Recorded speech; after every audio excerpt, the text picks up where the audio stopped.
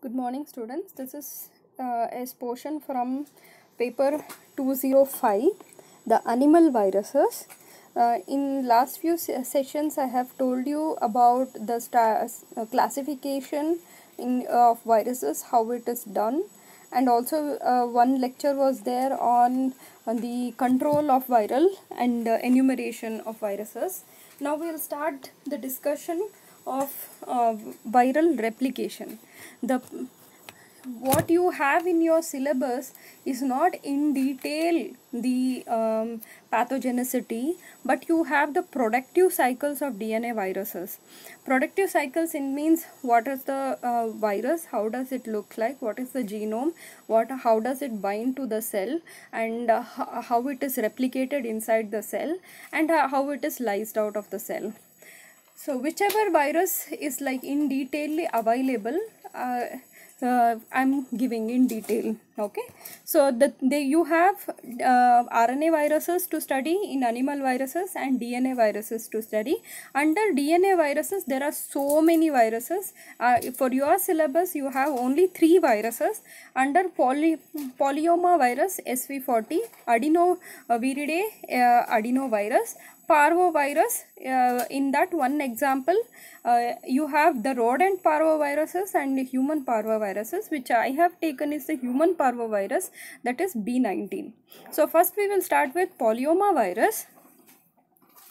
So coming to polyoma virus, see these viruses, when we start studying what is their replicative machinery, many interesting discoveries were made, like how a cell divides, what is the machinery a cell utilizes in the replication during doubling the DNA, replication of DNA, were all got from study of these viruses. The important key regulatory guardian of the genome, P53, was discovered during the study of simian virus. And how simian virus was discovered also is very important, because initially when polyoma viruses were known, the group of viruses were only infecting the rodents. They were causing tumors in rodents in early 1950s. So later when vaccines for polio viruses was produced, they were produced in monkey cell lines. In around 1960s, they were produced in monkey cell lines, and then they accidentally found out this virus, which is very closely related to polyoma virus. People whoever took that polio virus produced with the monkey cell lines that was infected with SV40 are known to be infected with SV40. So later people come to know that there are other viruses like which belongs to the polyoma virus family, that are JC virus, that was also discovered in a patient whose name was kept as JC virus. JC stands for John Cunningham virus. He was he had a progressive multifocal leukoencephalopathy, and using his initials JC is named. And BK virus also is one of the patient name, BK, I forgot what is the name, but it was isolated from urine of the renal transplant patient, which also has properties very similar to polyoma virus. For your syllabus you have simian virus 40. Simian again related to monkey. This virus so when you have the permissive host, that means where it is known to be present, they do not cause tumors. The monkey cell lines are permissive host. There is no tumors. Once these viruses, they attack these cells, they are known to lyse the cells, and then you have the burst out of the cells with a burst size. When you have non-permissive host, like you have a rodent cell or hamster cell lines, then these viruses are known to cause tumors. As we go on, we will come to know what are the genome structure. Then they become very interesting because they cause tumors. And many of the recently found out Merkel cell polyoma virus, it causes skin cancer in humans. Okay, so now we'll concentrate more about the structure of the SV40 and the genome structure and the replicative pathways. Now the structure is very simple. It's a very small virus, okay, and it is like it is made up of a protein coat. Internally you have the genome. So it is non-enveloped. The capsid proteins are arranged in icosahedral symmetry. The capsid proteins are only, here you can see there are only 3 different types of capsid proteins: VP1, VP2 and VP3. VP1 is attached as a pentamers, here as a pentamers units on outside of the protein coat, and then followed by VP2 and VP3. VP2 is very interesting because VP2 is modified by myristate. Myristate is a saturated fatty acid with 14 carbon. This is very important because the fatty acid facilitates the interaction with the cell membrane. So inside this viral capsid, there is viral DNA, or the genome is found in association with histones. And histone also is very important. When we think of histone, we think of our human DNA, where human DNA is wound around histone. But in case of this SV40 virus, there is no H1 linker histone, that is absent.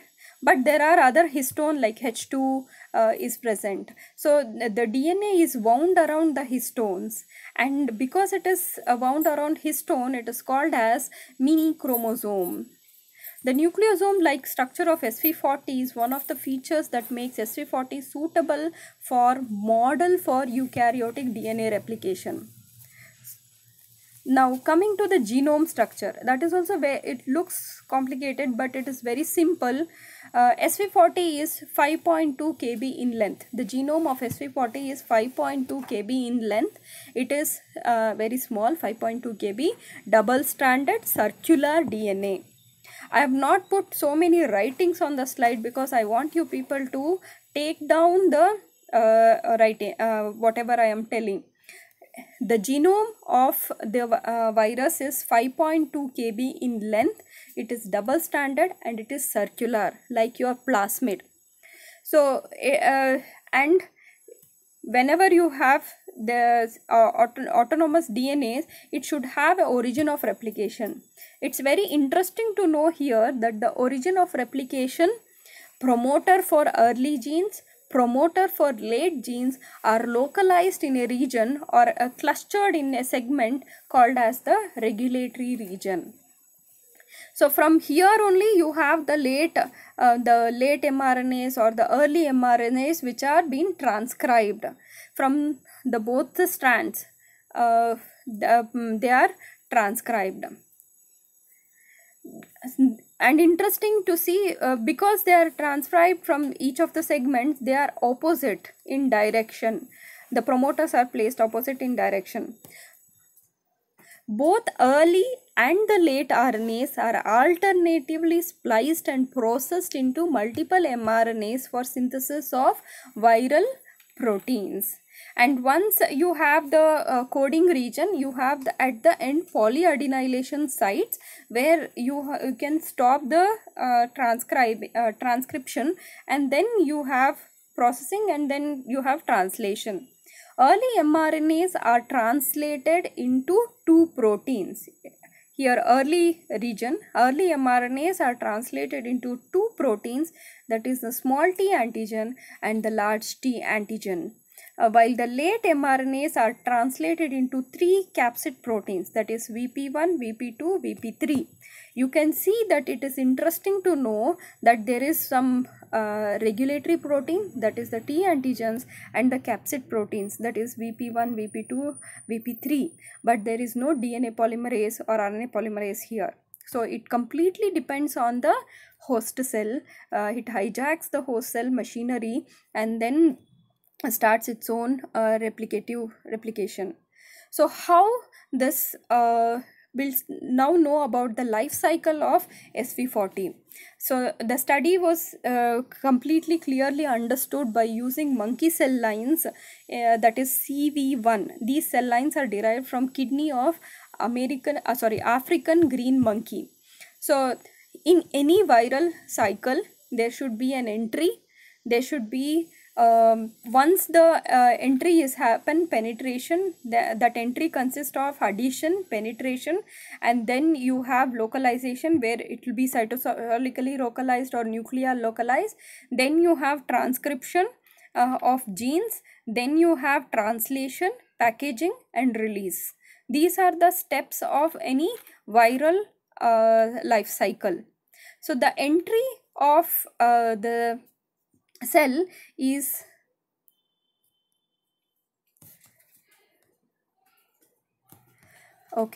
by identifying a receptor on the cells. This receptor is GM1 ganglioside is the receptor for entry of SV40. I'll repeat again, GM1 ganglioside.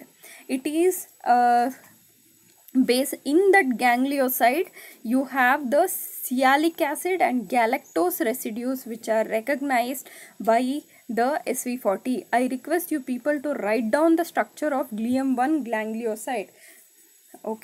The capsid enters cell via receptor mediated endocytosis. Here it is interesting to know, when you have endocytosis, it can be actin guided or it can be clathrin guided. So when you have clathrin mediated endocytosis, you have this trimeric proteins which get coated inside, but this is not the way the SV40 enters the cell. SV40 enters the cell by something called as caveole formation. Here, this one, caveole formation, and once the caveole is formation, the endosome is formed. Once the SV40 enters the cell via the caveole, or it is also called lipid raft mediated endocytosis, virions are then transported inside these vesicles through the cytosol to the lumen of the endoplasmic reticulum. So this virus has to enter the nucleus. So either it goes to the Golgi, ER and to the nucleus, or it goes directly to the ER, endoplasmic reticulum, and then it enters the nucleus. The virions are transported inside these vesicles through the cytosol to the lumen of endoplasmic reticulum near the nuclear membrane. The low pH inside the endosome induces conformational change of VP2. So there is low pH, so there is destability of VP1. Now VP2 is exposed. VP2, there is conformational change, and the change is such that the N terminus of VP2 attaches to the membrane via modified myristate, thereby triggering the membrane fusion. But that is not the high mechanism. But entry into the nucleus is very simple, because these proteins are very small, very small, so that they can pass through nuclear pores. There are nuclear pores which are there for transport of mRNA outside the, after transcription, out into the cytosol. So through these small nuclear pores, the SV40 can easily enter the cells. And also interesting to know that when the protein is synthesized in the cytosol, they have some terminal signals that tells that whether it has to go to inside the nuclear, or whether it has to go to Golgi, or it has to go to the outer membrane. So there is a nuclear localization signal on the VP1 that drives the nuclear transport into the nucleus. Once inside the nucleus, VP1 dissociates. So once again I will repeat, binding to GM1 ganglioside, the virus makes an entry, and there is pinching out to form endosome, and endosome forms caveosome. Caveosome has lower pH, and then you have transport of this caveosome to Golgi ER nucleus or directly to ER nucleus. Once inside the ER, there is also a change in pH, and then there is calcium concentrations are high inside the ER, so there is destabilization and there can be release of the nucleic acid and then into the nucleus, or this the VP1 protein has nuclear localization signals that makes the VP1 protein to get into the nucleus, and there it dissociates from the viral mini chromosome, which then the mini chromosome serves as a template for viral transcription. So transcription, again you have two phases, the early phase and the late phase. The late phase is always the genome replication. The early phase is important for transcription of early protein. So this is how the polyoma virus enters the nuclear pores, and there is and inside the nucleus it dissociates and the genome is released. Now once the genome is released, you have the synthesis of early phase mRNAs. You can see the red color is the RNA and then the blue color line is the DNA. In the early phase there is synthesis of early phase mRNAs, and then at a place there is a switch to the late phase, and during that late phase mRNAs and DNA is synthesized. Now what are these early phase mRNAs, what are these late phase mRNAs, we'll see. So in the genome, I had mentioned that you have the early region, which is the small t antigen, and the large t antigen are the early phase proteins which are synthesized. Now this is very interesting because these now in our cells, normal cells, we have certain promoter region specificity that is copied by this virus. The early RNAs are transcribed by cellular RNA polymerase from early promoter. It is using the cellular machinery. It does not have RNA polymerase. RNA polymerase 2 from the cell is taken and it binds to the early promoter that typically represents, looks like a eukaryotic promoter having a TATA box and upstream element, that is the SP1 binding site. So this is enough for the RNA polymerase 2 to transcribe the proteins, that is the T antigen, and using splicing the into two mRNAs, the large T antigen and small T antigens are synthesized. mRNA is synthesized, it is sent into the cytoplasm where there it is transcribed into the T antigens. Okay.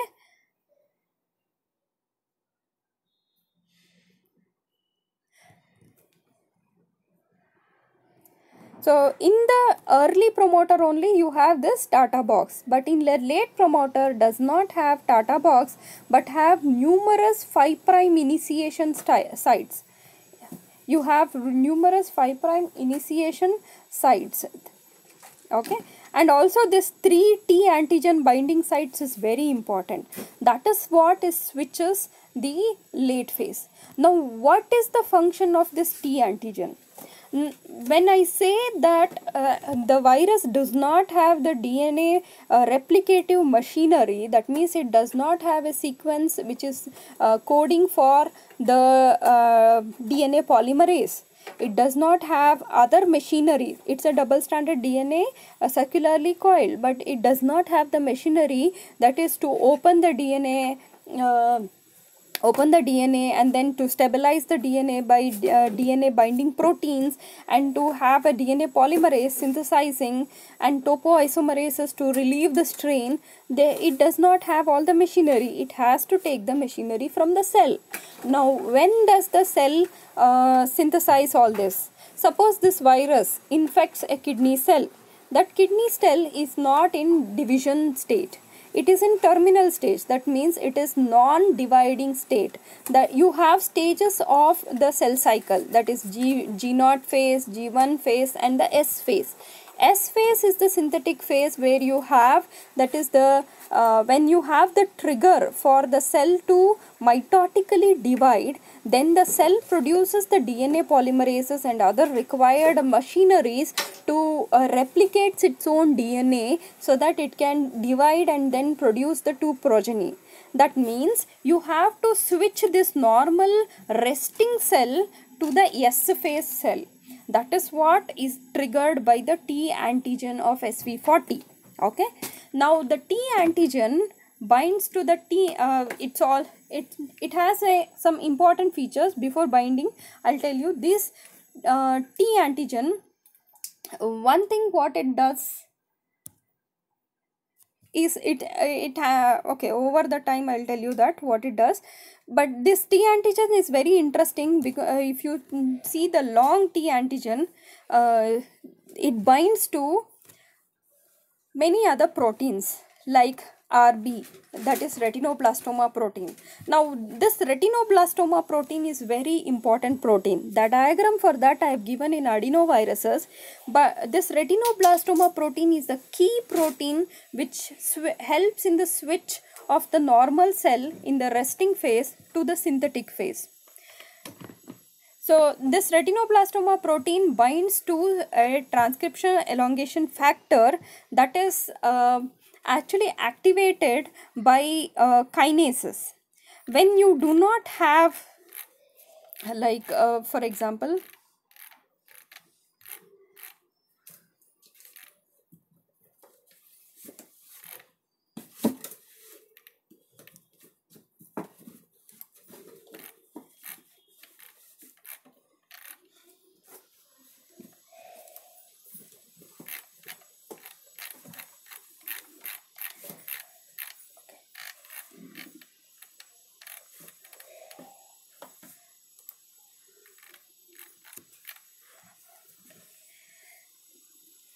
so this large T antigen has different regions in it. The J region, the LXCXC region, NLS region, DBD region, helicase region, and the HR region. So the T antigen binds to different proteins like retinoblastoma protein, and it has DNA binding domain which binds to polymerase, and helicase domain which bind to p53, and then you have topoisomerases also. So now I was telling that this retinoblastoma protein is an important protein where I'll show you this. Retinoblastoma protein, when it is bind to the transcription factor E2F, then there is no switch to the synthetic phase. Now what this T antigen does is, in the normal cell, if you want to switch the normal cell to this S phase, then there is this cyclin dependent kinases which phosphorylate this E2F transcription factor, and then they are converted, the E2F transcription factor is released after phosphorylation, and that activates the histone acetyltransferases which can activate the S phase specific genes. Now what this T antigen does is, it removes the retinoblastoma from the E2F, thereby switching the cell to the S phase. And also what it does is, it takes away the p53. So when normally in the cell you do not have the enough of p53 because it is degraded by proteasome, but these viruses, they increase the number of p53 accumulation inside the cells, thereby you have the arresting of the cell cycle at one phase. So you have conversion to the S phase and you have arresting of cell cycle at that phase. So now if we see the T antigen of if we see the large T antigen, it binds to the retinoblastoma protein as well as it binds to the P53. It is sequestering the P53 and localizing in the cytoplasm. There is a switch from the S phase, a normal resting phase, to the S phase, as well as arresting at that phase. And it also has helicase activity, that it can unwind the DNA. Okay, so see here you have hexamers of T proteins which are bound, and then you have opening of the DNA, micro SV40 DNA. So first part is the early genes which are synthesized, the T antigens, the small T antigen and the large T antigen. These antigens, the large T antigen especially binds to so many proteins, and the small T antigen takes away the retinoblastoma protein.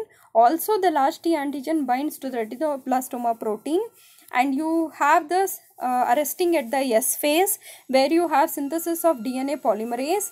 And then when you have DNA polymerase, you have replication initiation.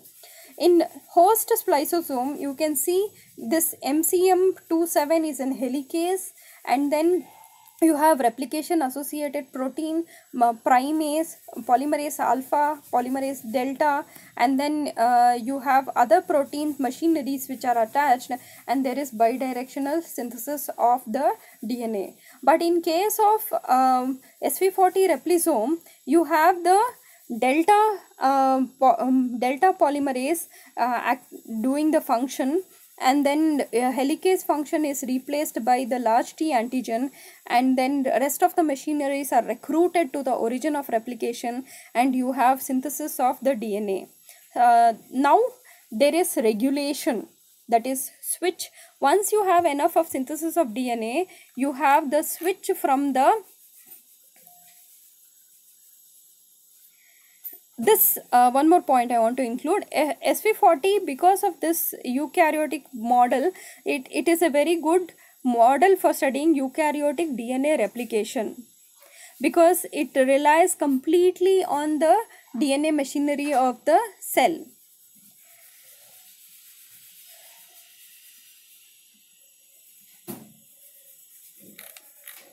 So once there is enough of synthesis, there is regulation of the late gene production. That means now you have this 3 sites of T antigen binding coming into picture. The T antigen begins to bind at the T antigen binding sites starting from 1 to 3. The T antigen binding to viral genome triggers the switch from early to late phase. If it is binding at site 1, leads to transcriptional suppression from early promoter. That means it is regulating its own synthesis, that is auto-regulation. If it is binding to site 2, there is initiation of viral genome replication. That is what we saw in the viral genome replication. If it is binding to site 3, the T antigen, then the transcription from the late promoter starts, activation starts. That process is called transactivation. So binding to the first site stops its own synthesis, that is transcription of its own gene. Then you have binding to the second site, where you have DNA replication. There is DNA replication. Then there is transactivation, that is it binds to the site 3, that including which has the SP1 binding site, that will carry out the transcription of the late genes. Okay.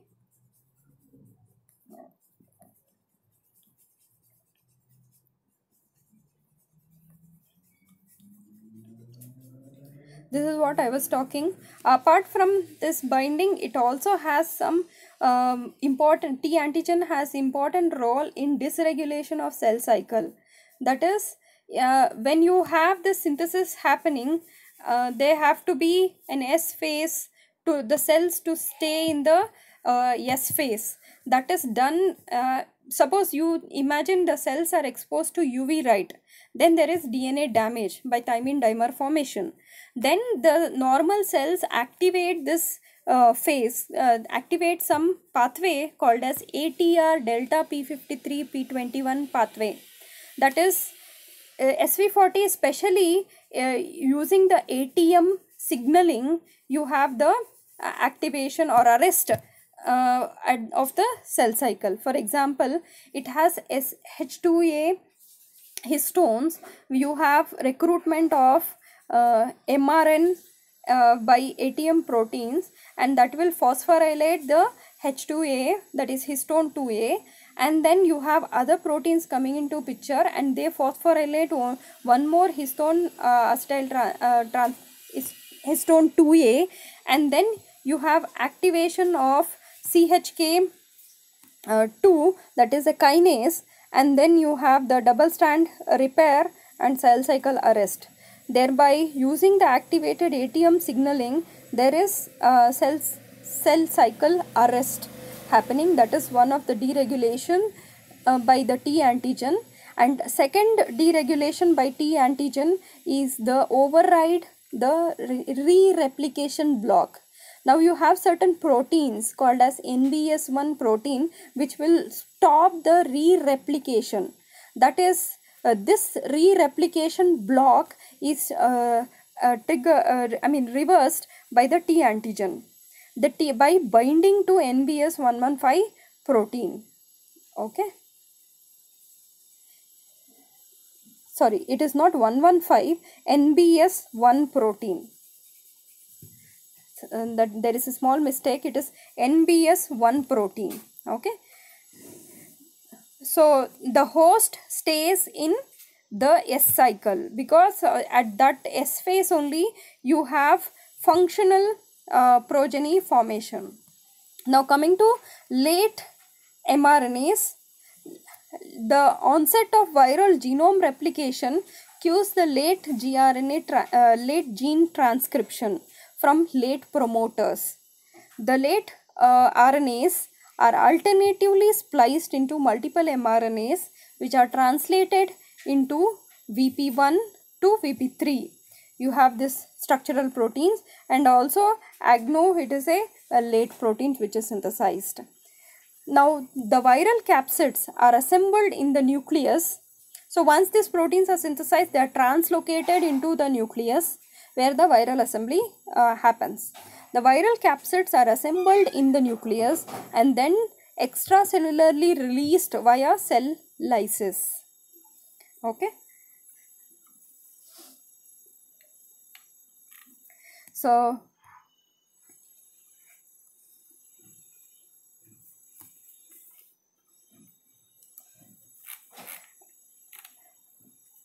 I'll repeat this whole process of infection, the productive cycle of SV40 again. The SV40 virus recognizes the GM1 ganglioside on the cell surface, and it is taken inside the cell and endosome is formed, and that is taken inside the nucleus. In nucleus, there is dissociation of the I'm not detailedly explaining, but the DNA is given out and you have uncoating of the coat proteins, and you have transcription of early genes, that is T antigen, and that T antigen regulates the replication, DNA replication, as well as creates the required cell cycle arrest. And further you have late gene expression. Once there is late gene expression, then the viral coat protein mRNAs are transcribed and transported to cytoplasm and translated into viral coat proteins, which are then transported back into nucleus, and there the virus assembly take place, and there is a release from the host by lysis of the host. This is SV40 life cycle. Summary: it has a genome circularly double-stranded genome of approximately 5.2 kilobase pairs, and virion structure is its non-enveloped capsid inside which the genome is there, and it causes tumors in rodent cells. And the important for tumorigenesis is the T antigen, which binds to the p53 and RB protein. So in the next lecture we'll continue with